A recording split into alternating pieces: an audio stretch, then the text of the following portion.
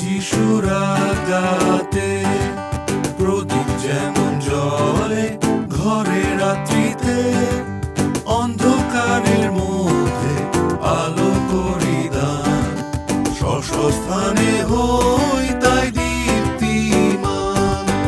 উজ্জ্বল জ্যোতি জ্বালায় যিশুর জন্যেতে, নিবে গেলে পড়বে তাহার দৃষ্টিতে, স্বর্গ থেকে দেখেন মোদের দীপ্তিদান, স্বস্থানে হই তাই দীপ্তিমান।